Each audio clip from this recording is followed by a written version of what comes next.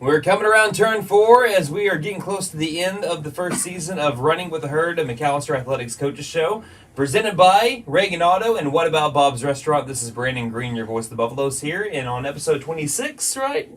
Yeah. It's either 25 or 26. Here on KNED, we do have head coach of McAlester Strength and Conditioning, Austin Maddux. He's also going to be speaking to us about the powerlifting season as well, because that wrapped up not too long ago. So we'll get right into it. Coach, how are you doing? Good. How are you? How are you guys? I'm doing great. It's been pretty busy for you, hasn't it? Man, it never slows down, honestly. It never slows down. I mean, we've got about 500 athletes coming through every day from 7 through 12, and it's a constant juggle of in-season, off-season, where we go, if we're playing today, if we're not playing today. So yeah, it never slows down. Yeah, and I can imagine. We're going to get into that a little bit later on. But first off, I got to recognize the drip. First off, we're going to talk about the Buffalo Iron and the whole week one's break tagline as well. But I also like the Buffalo chain. The Buffalo. I like the man, Buffalo my mama chain. got me that for my birthday not too long ago. So I appreciate that. I like that. So let's get right into the powerlifting season. Again, ended not too long ago. Can you give us an analysis on how it went? Okay, so we started out and we had an invitational meet that we have here at McAlester, and it was in the indoor. Next year, the plan is to have it at the expo, and it was a big meet. So as far as our team, and it was very successful. We had a lot of teams come in. Now we had weather hit, so some couldn't come, and we had some sickness hit right after that. So that's not always ideal. But I mean, it's the time of year when you're put in a room with 20 other schools. You're going to have those things happen. Coming off the holidays too, where everyone else is getting sick around each other. Absolutely, but we ran our junior high meet, and then we ran our girls meet, and then we ran our boys meet. So it was a Wednesday, Thursday, Friday thing, and it was, like I said, it was really good. It was really smooth. Our junior high teams, our freshmen. So let me back up a little bit. Okay. So when powerlifting first started, it was kind of a thing to where at first it was run by the OFBCA. So it wasn't an OSSAA sport, which it still is not. However, it was a thing to do to get kids who didn't play winter or spring sports something to compete in and do. Mm-hmm. Well, it's blown up, and it's become, that's not what it is anymore.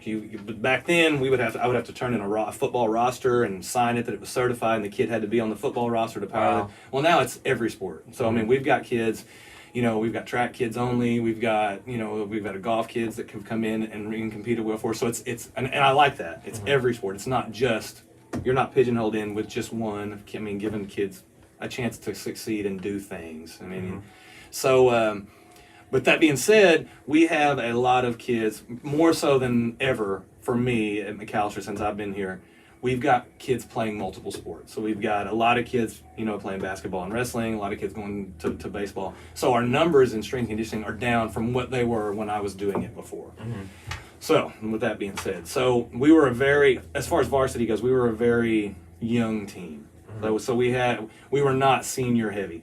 Powerlifting is a sport when you get to high school, it's like a upperclassman driven sport. Mm-hmm. That's what I would call it, because you have years to get strong. Yeah, you progress, yes, right? Absolutely. And so for all the years that I've been doing it and all the times we've won it, I've only had one freshman state champion throughout the whole time. Wow. Right? And so that's something that, it just goes to show you. We went on a run here where we run 5 out of 6, I think, and 6 out of 8, but we had I don't even remember sophomores winning it. It's almost always juniors and seniors. Well, long story long, we had a ton of underclassmen as far as the team goes. Now, we had some good upperclassmen, and they did really well at our invitational meet.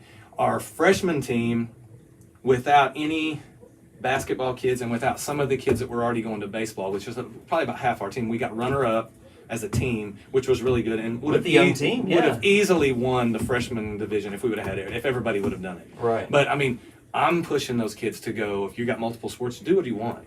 Go play, and we'll work it out. Our 8th grade group, they won the meet. So our 8th grade, so we had a 7th, 8th, and 9th grade in the junior high. So we won 8. We got runner up in 9th. Would have won 9th, and so it was very successful as far as a junior high meet goes. Well, and then, our girls competed well. It's new for them. They haven't been doing it. They're learning. A lot of them are kind of nervous and scared and apprehensive. But afterwards, they're all asking, are we going to do this again? Can we keep doing this? So that's a positive. That's cool. What you want. Right. That's we want them to enjoy it and want to keep going. And then for varsity, we had some individual kids do well in place. But as a team, we didn't do great. But like I said, our numbers are way down. you can lift 33 kids on a powerlifting team, 3 in each weight class. There's 11 weight classes, but we had a small team. So now fast forward, the next meet we went to was regionals at Hartshorn. So it was a varsity only meet. Well, we went in, so you go to regionals, then the next week is state. So you have to place top 5, or after those top 5 are taken from the 4 regions, they take the next 5 top totals, and that's who goes to state. Mm-hmm. So we had some kids coming in, and we had a few that I thought had a very good chance to make the state meet and do things there. Well, adversity happens, and things don't always go as planned.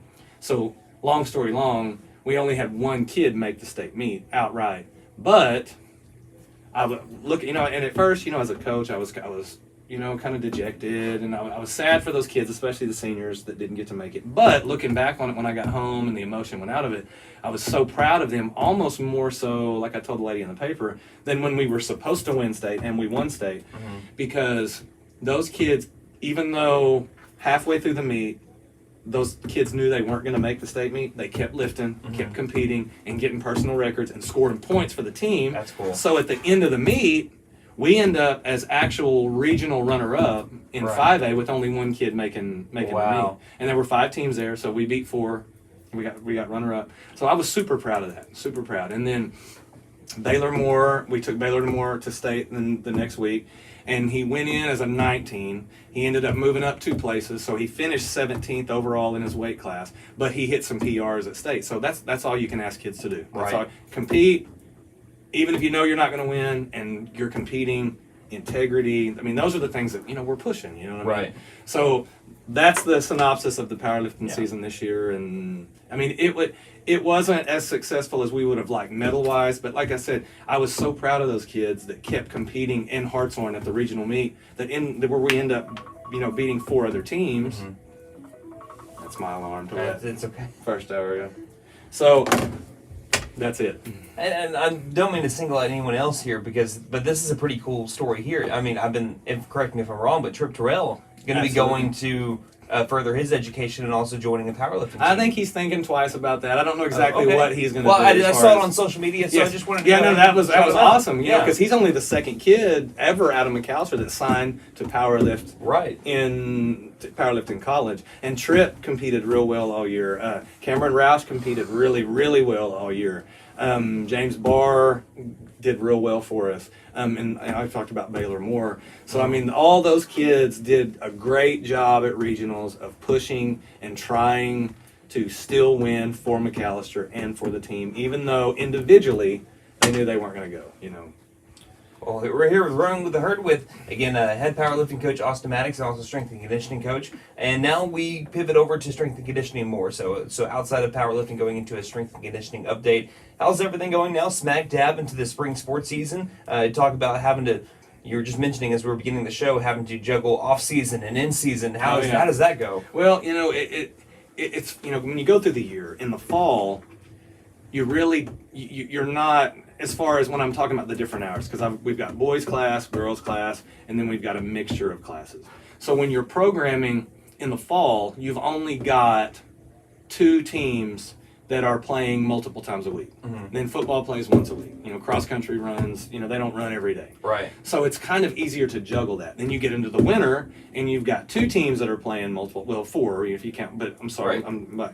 So you've got, basketball and you've got wrestling that are, and you have to kind of take that into account as far as making the schedules, as far as what's going to be best for those kids. Mm-hmm. But then when you get into spring, spring is crazy because you've got multiple sports doing multiple days. Mm-hmm. So really what we have going on right now is we have an off-season group and an in-season group. So our off-season group is focused on getting stronger, bigger. We're always trying to correct imbalances, always trying to prevent injuries. So that's our off-season lifts 4 days a week. And then our in-season lifts 2 days a week, and they're 2 full-body days, and they alternate between heavy and light. And so we're trying, the main thing in season is staying consistent and lifting consistently, and then you don't get sore. And obviously pulling the reins when you need to, pushing when you have an easy week.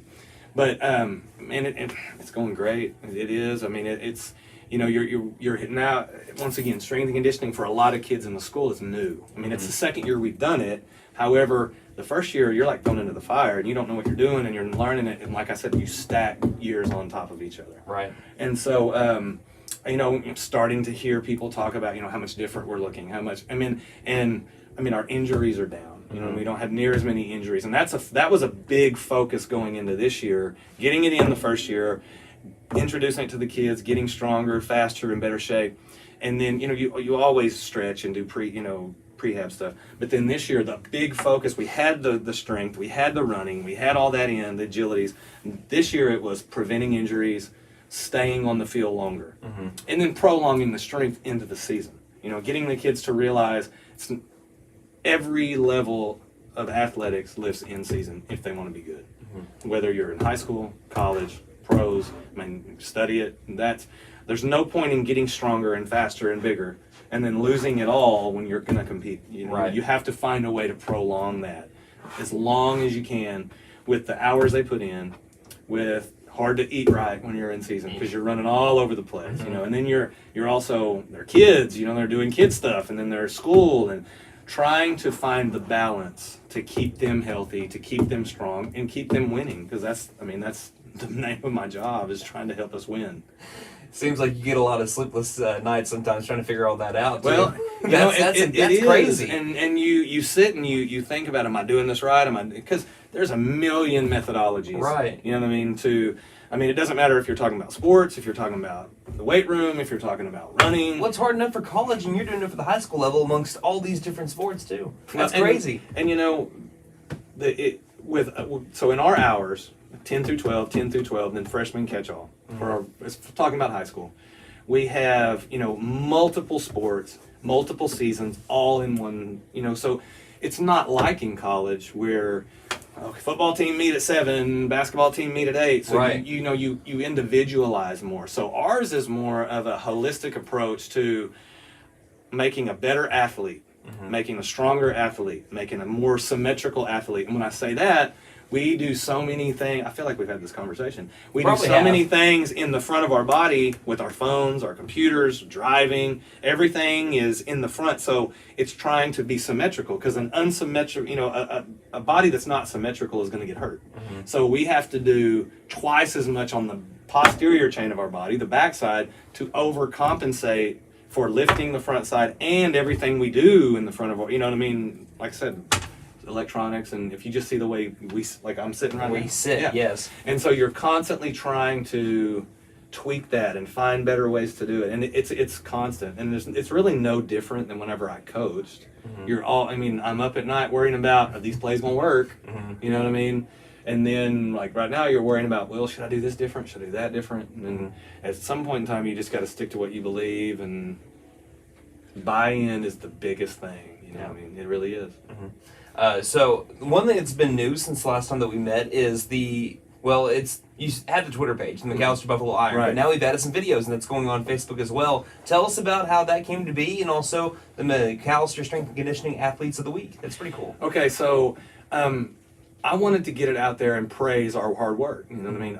So what I'm putting out at the end of every week, and I had to do it. I had to actually do last night because my computer died. So I can only do it when I have my Apple computer because I use the program that we use.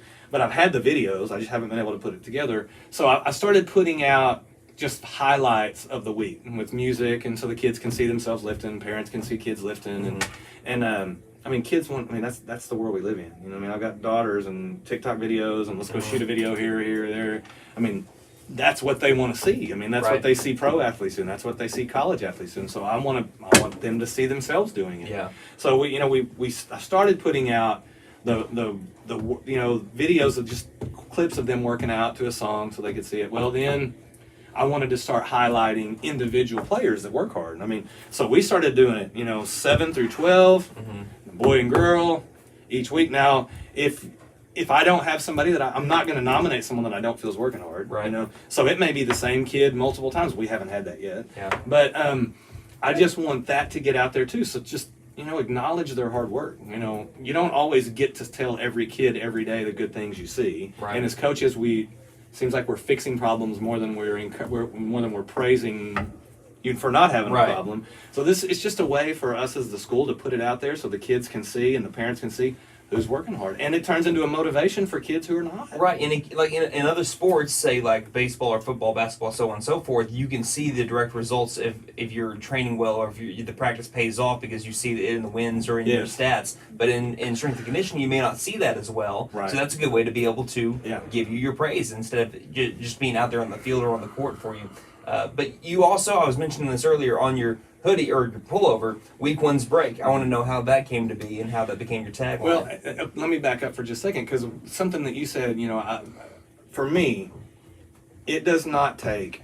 So we were talking about, if you're in baseball or you're in track or you're in football, and you can see your highlights if you're a skilled person that stands out. You know what I mean? And it's in the weight room.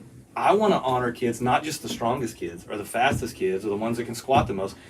It's hard work. Like that's the strength and conditioning athletes of the week are not necessarily the strongest, the ones who are have the highest lifts or the fastest times. They're the ones that show up every day. You can't miss a day to get it for the week. Right. You got to work hard when you're in there. You can't be late. So for me, going to the week one's break, to me, and I tell them all the time, when we're in strength and conditioning, we are not just training your body to be stronger, your body to be faster, your body to be more agile. We are training your mind to be stronger. Because in a game, it doesn't matter if you're strong and fast. If you are not strong mentally when adversity hits you, it's easy to, oh, coach, my leg hurts. I got a headache. I can't go today. So the week one's break, not just your body. So if you're weak, you're going to break down in a game, no matter, or a match or whatever it is you're doing.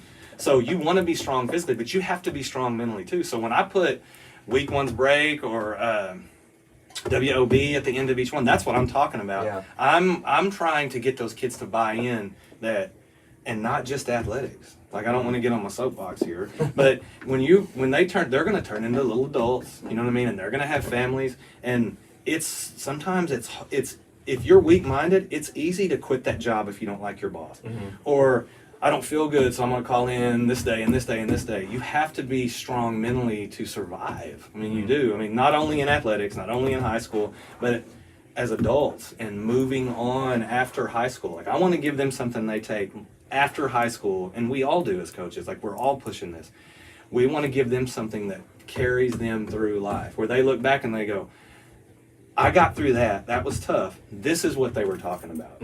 This is what they were talking about. Because you know this, being an adult and being a dad, being a husband, sometimes there's adversity, and you got to be able to fight through that. I mean, you think that when you're in the middle of workouts, it's going to be the toughest thing that you go through at the time when you're in high school. And then when you become an adult, and you may not be doing that as much as you used to, but I'm in my dream job. I'm doing something I love to do for the place I went to school at, for the place I love, and I still have days where it's like, man, I had to battle through this. It's adversity, and it comes back to the people that coached me up and trained me up, and that's what kind of helps you get through it. And sometimes you don't want to wake up in the morning. You don't want to get up. You don't want to go to work because, I mean, you're tired. Your job from the night before. I mean, I get home from some football games after I do all my stuff back here at the station at 3 a.m., but I still got to wake up at 8 a.m., 9 a.m., and my wife, thank God for her, she has to wake up a little bit earlier, but I still have to wake up around 8 or 9 or 10 if I'm lucky, and I got to be a dad. And I got to be so that's just what it is. It's life, and I love that you mentioned that.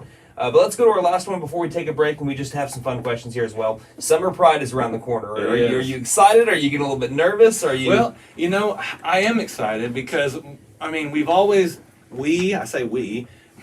as almost every coach I know has always done it kind of the same way. Like, you take a time, you bring certain kids in, and you go, like, say we're going to say an hour and a half. We go 45 minutes of this, 45 minutes of running, 45 minutes of lifting, you're out. And it didn't matter if you were a kid who was getting ready to play in the fall, or if you were a kid who didn't play until the winter, or you're a kid that didn't play all the way until the spring. We trained them all the same. And it's just something we did, you know what I mean? Almost like a rite of passage type deal. But we're going to do it a little bit different this year, and because we're going to divide the year next year into not only off-season, in-season, but pre-season also. So, and what that'll do is it'll go from super lift-heavy strength emphasis to transitioning into getting in better shape for your season to maintaining in your season. Sweet. So what we're going to do over the Summer Pride this year is we're going to bring them in waves as opposed to what season they're in. That's what I've noticed, yeah. Fall, and then, you know, fall boys, fall girls, spring and winter. Right. And so that way we can tailor, we can't necessarily tailor to what sport they're in, but we can tailor to what energy system we're trying to work.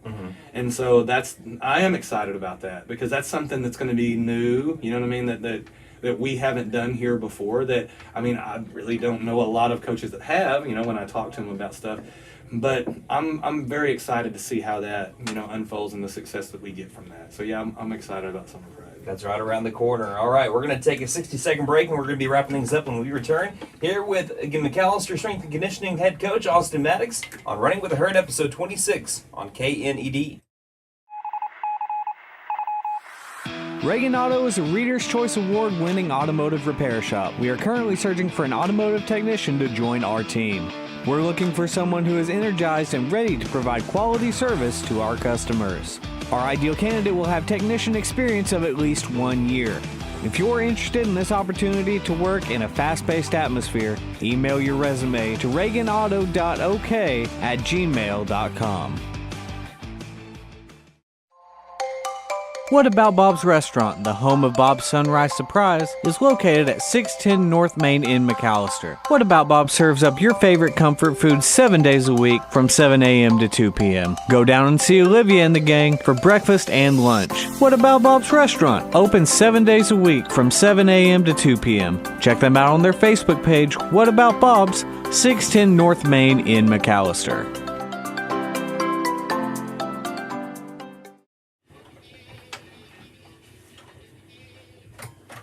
And we're back here on KNED with Running with the Herd, episode 26, bringing back Coach Austin Maddux here. And it's been so far a pleasure. It's always a pleasure when I get to speak with you, Coach. And it's great to have you back in the KNED studios here. Again, Running with the Herd brought to you by Reagan Auto and What About Bob's Restaurant. So I know some of these may be repeats. I know we mentioned before in our last break that we've already probably talked about a lot of this stuff. But we're going to continue on anyway. And maybe we'll just have repeat answers, and that's fine by me. We'll begin with what has been the biggest milestone or satisfaction in your strength and conditioning journey that you can recall, either personally or coaching these student athletes. Well, whenever I won the very first state championship of my career, it was one of those years where we weren't supposed to win it. You know what I mean? And it was very similar to this year in that we just had kids that just kept going, kept pushing, kept doing what they're supposed to do. And the first one's always kind of the sweetest one you win, you know what I mean? But for me, this year, I mean, watching the growth, you know what I mean, in certain kids that have bought in totally, you know what I mean, in certain groups that have bought in totally, because it's hard. I mean, it's different, like we talked about before. It takes some time, you know what I mean? And watching the growth and watching kids know that what they're doing is helping them win when they compete, you know what I mean, and make them a better competitor. I mean, that's probably what I would say when I'm looking back on it. You put me on the spot. Those two things are something that pop to my head. I'm really good at that. I'm sorry. Yeah. So what is your favorite home-cooked meal? Favorite home-cooked meal? Let me think for a minute. Put them on the spot again. See, that's what I'm really good at, I guess. Okay, so... And this is probably something that changed if you asked me last time. Okay. So my wife makes pancakes, right? All right. And I love pancakes and waffles anyway. I could eat breakfast every meal. But she makes these pancakes, and she takes Reese's chips and white chocolate chips and puts it in the batter or whatever you call it. And she makes them so perfect because they're crunchy on the outside and soft. But the next day when you reheat them, in the toaster oven, that white chocolate and that peanut butter melts in the middle and the outside. That's my favorite. I can see you going to that place in your mind right now. I can taste it. You can taste it right now. You're like, hey, can we do that for dinner tonight now? Yes. Yes. What are some of your hobbies, Coach? I don't know if we mentioned that last time. Play the guitar and sing. My wife we go. We might have mentioned this. I think I remember you saying you play guitar. We go and we do some open mic stuff every once in a while. And I mean, really, honestly, it's so hard to remember hobbies right now because we're coming off back-to-back senior girls. So our time the last 2 years has been caught up in, I mean, it's crazy. I never wrap my mind around what it's like, the obligations you have when you have seniors coming through as opposed to you know what I mean, where you're just, it's going to go next year, it's going to go next year. Emotional time, too. That's 2 years in a row you're having to deal with that. It's brutal. Not deal with, but having to go through, having to see your kids graduate. we are struggling, and it's the second year in a row doing it. Wow. You can't prepare yourself for it, and even if you always feel like you got more time, Yeah. Well, I'm just looking at my daughter. She's 2 years old right now, and I'm like, I'm going to blink, and she's going to be... It's that fast. I know. She's getting close to going to school, and I'm like, man, I know the first time I'm going to drop her off. I'm getting emotional thinking about it. No, dude. It's going to be nuts, and I'm not ready for that at all. So...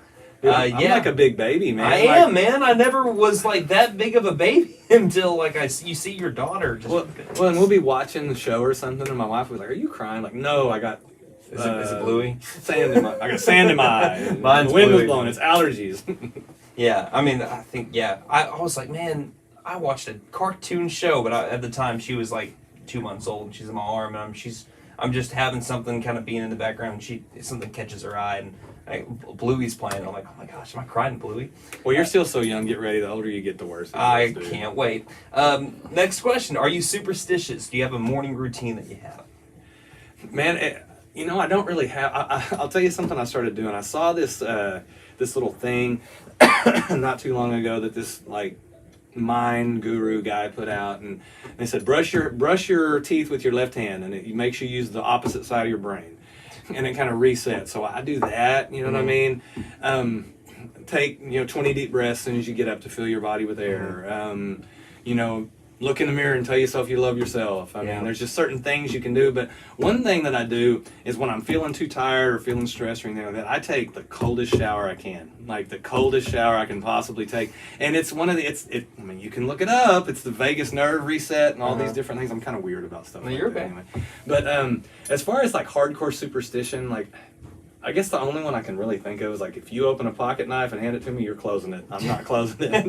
That's a superstition. So, have you heard of a guy named Ashton Hall then? I don't know. Ashton Hall, if you haven't, do you know yeah, you do. So Ashton Hall, again, you may not know the name, but you might have seen the video. It's his morning routine where he wakes up at 3:45 in the morning, and he does the whole dump his face in Saratoga water, and then he does all that run. Yeah, and then, it's funny. And his day is over by 9:30 in the morning, but there's even a part in the video where he starts off his jump and it says 4, I forget what it was, 7:40 in the morning, and by the time he lands in the water it says 7:44.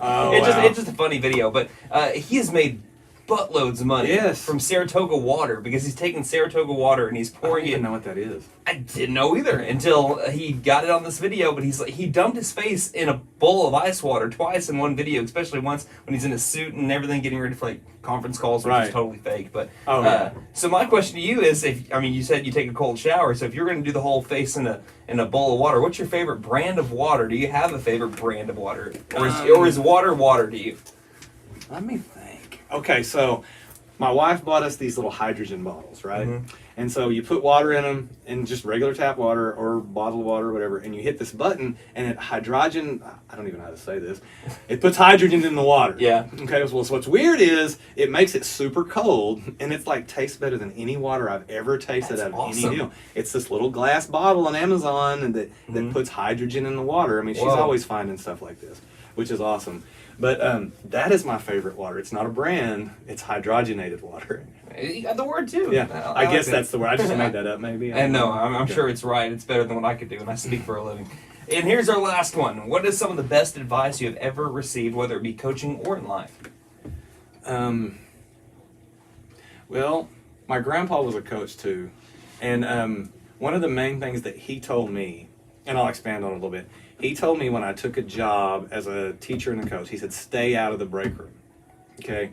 And so I didn't really realize what he meant until I started working. Well, the break room is where people go to talk about negativity and bad things, and it just works out like that. So I guess for me, not just stay out of the break room, but and me and my wife talk about this, stay out of the break room just wherever you're at. It may not be a break room, but if you're on a group chat and people are super negative, or if you're around these people and they're super, because negativity is very contagious, just like positivity is. Yes. So if you're around that, your body has a tendency to buy into that a little bit, or you can just feel it, and it just changes everything. You know what I mean? The way your mind works. So for me, stay out of the break room. It doesn't matter if you even have a break room. Right. I love that. But and I've caught that in my own life too, and I've found a very good group of people that keep me on the right track and everything. So, and not just that, but like I said, positivity breeds positivity, negativity breeds negativity, and then that can change your entire mindset. And that goes into, I bet, strength and conditioning too, because if you stay around a bunch of people that says, well, this isn't working, I'm not going to do it, then you start to believe it yourself. But you're like, I'm seeing the results, I'm going to see something in the long run, then that will breed success later on down the line and breeds people to continue to do, it's amazing what a good leader can do to a room, but it's also just as amazing in a bad way what a bad leader can do in a room. Right. Because you can see somebody walk in the room and fill it with air, and you can see somebody walk in the room and all the air leaves the room. Suck it out. Yeah. And so, and once again, that's almost anywhere you go. So stay out of the break room. Stay out of the break room. I like that. Coach, thank you for your time today. Anything else you'd like to wrap it up before, or like to add before we wrap it up? Well, you talked about our social media. I'd like to, we on Instagram, I guess X is what it's called now. It's hard for me to call Twitter. It's Twitter. And Facebook, McAlester Buffalo Iron. So everybody go follow the page so they can see the athletes working hard and doing stuff. Yep, and thanks to your videos here, we can also praise our student athletes when they become buff of the weeks when it comes Absolutely. to go check it out, everybody. Thank you, sir, and thank you. Hey, good luck with the rest of the season. Good luck with Summer Pride coming up. Can't wait to speak with you next year now. Thank you. Stay out of the break room. I'll stay out of the break room. Same for you, Coach. Hey, that is going to be it for episode 26 of Running with the Herd with head strength and conditioning coach Austin Maddux. We will take another 60-second break and send you back over to your regularly scheduled programming here on KNED. We got Tracy Bird around the bend here. Reagan Auto is a Reader's Choice Award winning automotive repair shop. We are currently searching for an automotive technician to join our team. We're looking for someone who is energized and ready to provide quality service to our customers. Our ideal candidate will have technician experience of at least 1 year. If you're interested in this opportunity to work in a fast-paced atmosphere, email your resume to reaganauto.ok@gmail.com. What About Bob's Restaurant, the home of Bob's Sunrise Surprise, is located at 610 North Main in McAlester. What About Bob serves up your favorite comfort food 7 days a week from 7 a.m. to 2 p.m. Go down and see Olivia and the gang for breakfast and lunch. What About Bob's Restaurant, open 7 days a week from 7 a.m. to 2 p.m. Check them out on their Facebook page, What About Bob's, 610 North Main in McAlester.